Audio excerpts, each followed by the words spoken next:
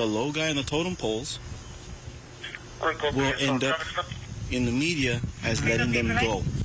And I want them, when they pull the video, to know this is not my choice. It was not our choice. We don't work this way. Well, a sheriff's deputy is just trying to do his job. He's caught in the middle of a legal gray zone when deputies say the mayor of Progreso and his brother, who is the Progreso ISD school board president, were both highly intoxicated and driving back from Mexico. The 4 Investigates team legally obtained 2 body camera videos who showed both the mayor, Gerardo Alanis, and the school board president, Frank Alanis, to explain themselves as to get an answer as to why they walked away with just a slap on the wrist. This is 4 Investigates, a questionable call.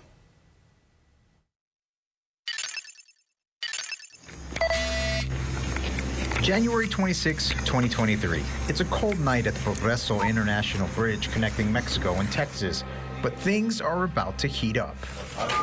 Who are the mayor of Progreso? I don't know if it's the commissioner. One one is the mayor. Is that right? I don't know what the other one is. Yeah, Well, make sure you record so that the public can see exactly what they're getting. Yeah. You're looking at the body cam video from Hidalgo County Sheriff's deputies Apolonio Segura and Ruben Gallegos. So they're coming in hammered. With Federal Customs and Border Protection officers IDing the drivers as Progreso ISD School Board President Frank Alanis and his younger brother, Progreso Mayor Gerardo Alanis. 2 brothers in 2 separate vehicles, both officers believe should not have been behind the wheel. They chose to speed in the secondary stop. He jumped out of his vehicle, became combative. Where's my brother? Where's my brother? I need to see where my brother is. Sir, get in your car and leave. I'm not going anywhere. Sir, get in your car and leave. And he became combative. We had to take him down, put him in cuffs. Not only cuffed, but put in separate holding cells. Sir, you're very belligerent. You're very intoxicated. You're very confrontational. Yes, you are. Because I was actually... Deputy Gallegos decided to arrest the brothers for resisting arrest, a Class A misdemeanor, and driving while intoxicated, a Class B misdemeanor. But the plan isn't going to pan out. So the sheriff already made the call. Hidalgo County Sheriff Eddie Guerra told 4 Investigates that he had already received a call from the Progreso Chief Cesar Solis, who asked if he could pick up the Alanis brothers. Sheriff Guerra agreed to release them with citations for public intoxication, a Class C misdemeanor. That's where we're at with it right now. A questionable call for Deputy Gallegos to follow.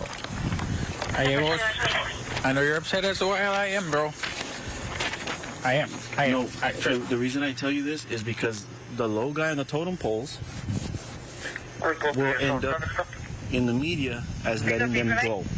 And I want them, when they pull the video, to know this was not my choice. It was not our choice. We don't work this way. The Alanis brothers received citations for public intoxication and released to Chief Solis, but not before School Board President Frank Alanis is seen flashing wads of cash and bragging about his $20,000 Rolex. Okay, what is 20,000, man? 20,000. I seen the same one in the pulga. Oh, sorry. And Mayor Alanis telling federal officers, All right, sir. Thank you. All right. is the citation and release normal or benefit of having friends in high places? That's where the 4 Investigates team started digging. Sheriff Guerra declined an on-camera interview, but agreed to sit down with us and answer our questions. He said politics did not play any role in the decision, and he doesn't know the Alanis brothers. Sheriff Guerra understood the Progreso Bridge is privately owned and not public. To convict the brothers, prosecutors would need to be required to prove the Alanis brothers operated a motor vehicle in a public place. So does this make the U.S.-Mexico border a legal gray area? Hidalgo County District Attorney Terry Palacios initially agreed with Sheriff Guerra. We would prosecute anybody on a public place, but the law requires it must be in a public place. But changed his legal opinion after our initial interview. After researching a little bit of the law, it will be a public place. The big issue is public safety, and we just got to work together in doing that. Now that the legal opinion is cleared up, we wanted to hear from the brothers. They were easy to find. We found School Board President Frank Alanis at a school board meeting. You don't recall this? You don't recall being detained, being picked up by the Progreso Chief of Police? Being picked up? Yeah, you weren't given a citation for public intoxication? I don't know. Tell me about it. Where's the citation? Well, you're walking away, so we're trying to show you the video. I'm saying, you're saying, yes. His brother, Mayor Gerardo Alanis, was at a city commission meeting. Derick Garcia with Channel 4 News. Wondering if you have a minute? No, sir. You don't have a minute? You want to... The citations were later changed to written warnings because Texas law doesn't allow someone to be cited and released for public intoxication, meaning the Alanis brothers never had to appear in court or pay a fine.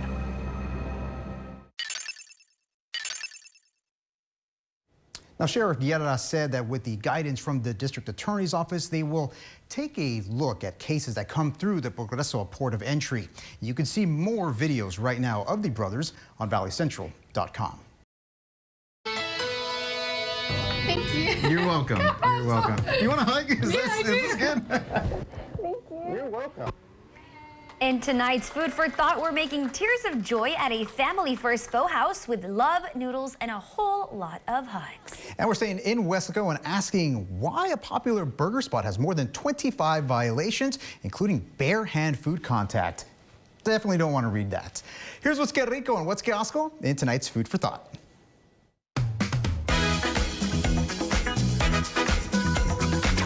Let's go. The Food Patrol is surprising the Lee family with the top performer sticker. But before we say the name of this week's best of the best, we gotta learn how to say it. How is it pronounced? Pho. It's pronounced pho. Yeah. Okay. Pho. We just missed the lunch rush at the noodle spot at 1400 North Westgate Drive in Weslaco. And while most kitchens would want to keep us out, You want to show the kitchen? Oh, you want? Yeah, let's go check it out. proud to show off the big pots cooking the good stuff. Those are some big pots. Yeah, at the end of the day, gone. Look. The boom, the one I said, spicy. Yeah, and the beef and the chicken. Wow. The restaurant is a love letter to her village in Vietnam, and the mural on the wall is a reminder of how far she's come chasing the American dream. Yes, yes. I cook every single day. Look like, that with my heart. We love that. That's awesome. Yes. Great job. I love to work. Pho and family go hand in hand, and before we could put a sticker on the door, well, get ready for the feelings. As Holly's daughter, Pam, pulled up. Yeah, that means a lot to me. Oh, you're gonna get me crying. Yeah, it means a lot. Thank you. You're welcome. You're welcome. You want a hug? Is this good? Thank you. You're welcome. You're welcome. Well, let's put this on your door. Let's celebrate your family. Let's celebrate y'all's work. The phenomenal feelings and a sticker make this top performer extra special.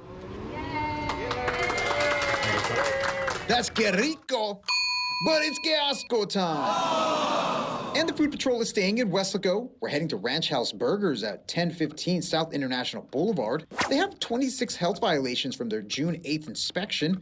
Off-temperature foods, bare hand contact with foods, not protecting food from environmental and cross-contamination, missing labels on food containers, thermometers not working, and personal cleanliness, meaning someone was eating, drinking, or using tobacco where they shouldn't have been. And walking in, you can see eaten food where it shouldn't be.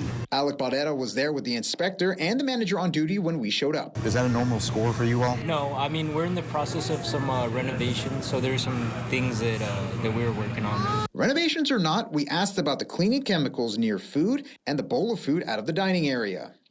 You all can eat at tables, but not on the surfaces in the back, right? Yeah. So just so that way you're aware, because you're the manager on duty, right? Okay.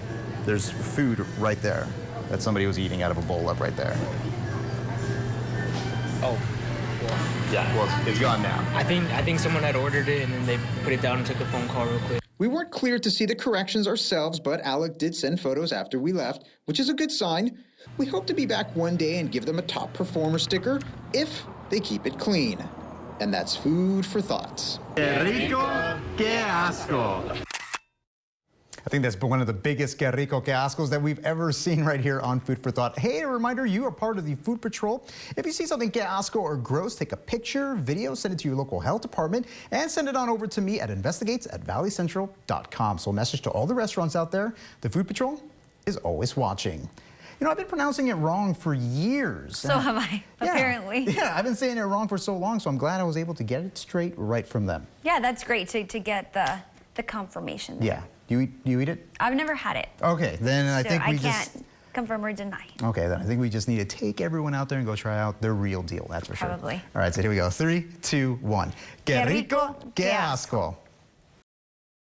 Yes, Sonia, it will be going to the jury, but it was a tense moment for the district attorney's office as they were trying to argue that the charges, the evidence are all sufficient and the verdict should go from the judge back to the jury, denying that request. Now, today's testimony mostly centered around 80,000 pages of Facebook conversations with Alexandra Castillo and other people. Jesus Saldana Ramirez's attorneys wanted to show that Castillo had a history of lashing out and lying about her age. His attorneys showed Castillo's Child Protective Services records, showing that she was diagnosed with a mental health condition and was not taking medication, had restraining orders associated to violence towards family members. Although those cases were eventually dismissed, they also showed scars where Alexandra would cut her arms and that she knew people that may have been gang affiliated. Now, Jesus Ramirez's attorneys, Jesus's attorneys also called his sister and brother-in-law, who would testify that he was not a violent person and had an upstanding character as a JROTC student when he was in school and ultimately had dreams of going to the Army. Now, the sister and brother-in-law who also testified today, and all this week we've been talking about Alexandra's own mother who would be taking the stand and was subpoenaed. That ultimately would not be happening because both of the parties have rested, and this is now going to the jury. We're going to continue this coverage up on air and online at valleycentral.com. But for now, reporting outside of the Cameron County Courthouse, Derick Garcia. Sonia, back to you. Great work, Derick. Thank you so much.